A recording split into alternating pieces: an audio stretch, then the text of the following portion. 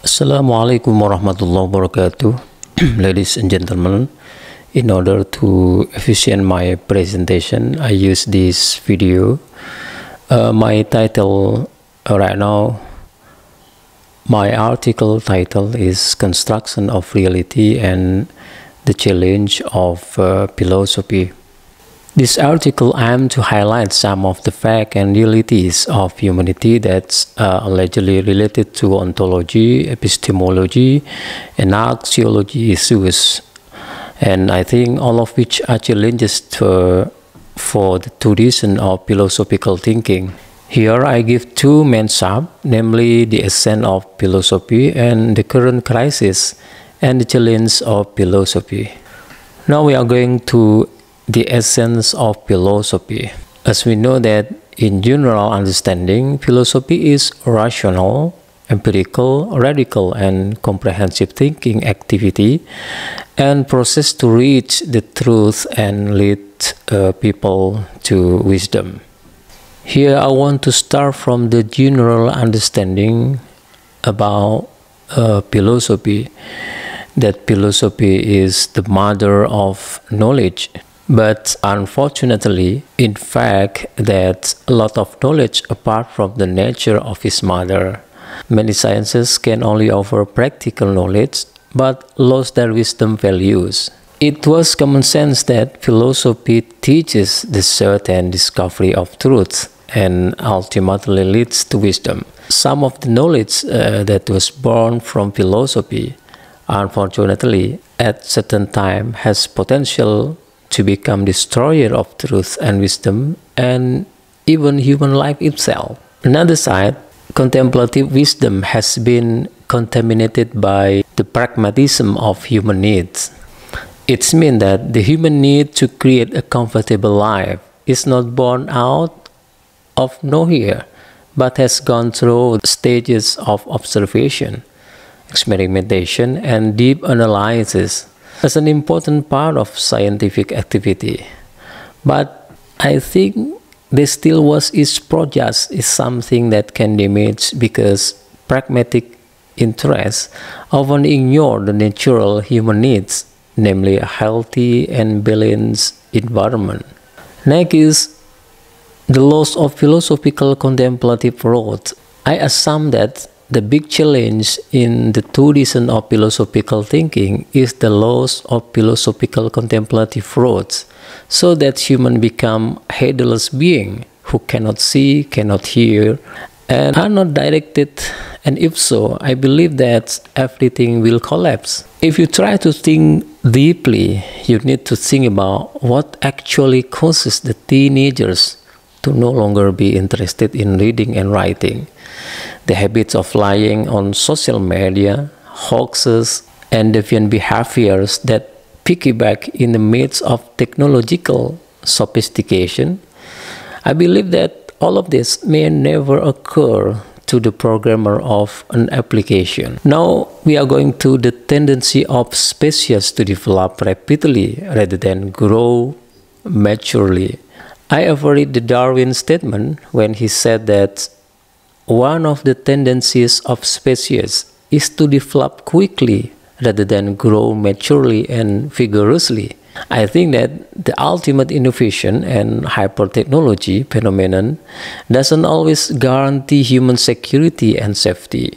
For the example, accidents, losses, data loss, the phenomenon of bank burglary by hackers are also one of the effects of hyper-technology.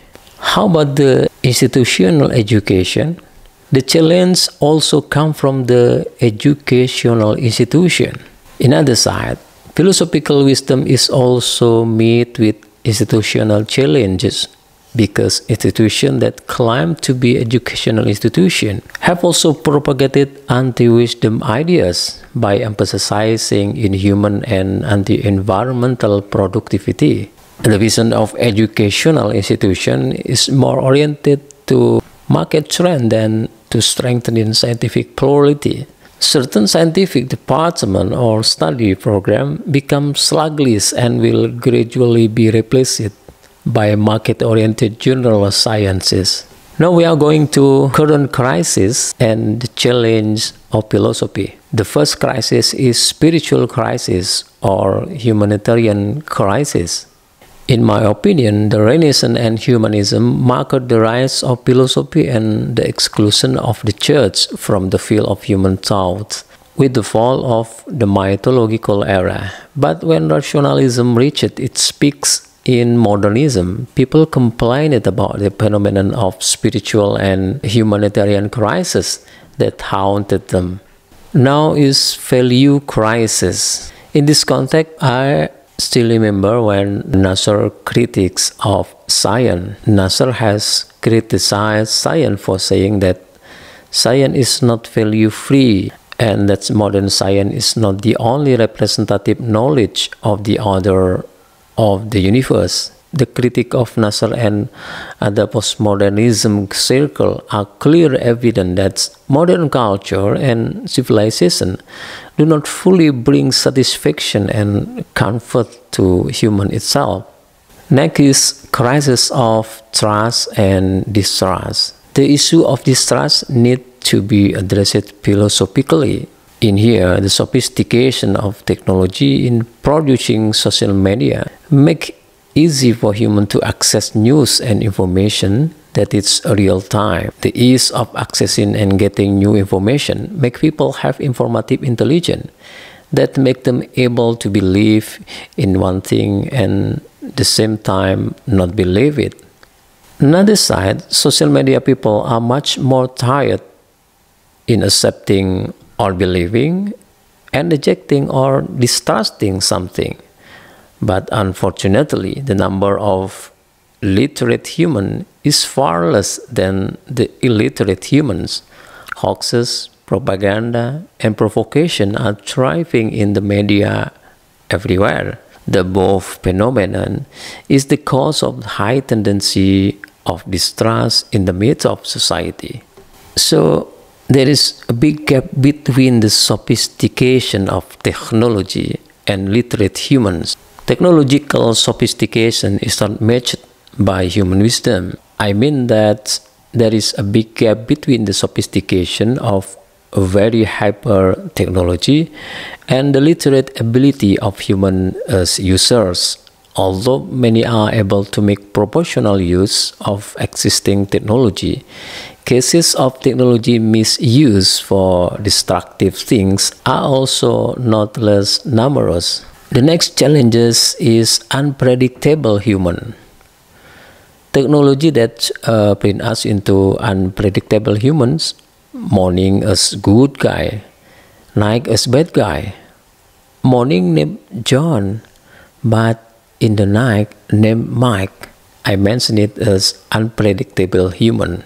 Next is life purpose crisis. I cite Yuval Noah Harari, who said that, moreover, despite the astonishing thing that humans are capable of doing, we remain uncertain our goal and we seem to be as disconnected as ever. We have advanced from cannon to galleys to steamship to space shuttle, but nobody knows where we are going. Okay, ladies and gentlemen, that is my presentation. I believe that you also have very different perspective when you see, when you observe the realities around of us. So perspective is very important to create the meaning of realities. So philosophy can help us to understand about the meaning of realities. Sometimes the meaning exists in behind of realities, so we can use philosophical character to understand of realities. Thank you for your attention, Mr. Chairman. Thank you so much. Assalamualaikum warahmatullahi wabarakatuh.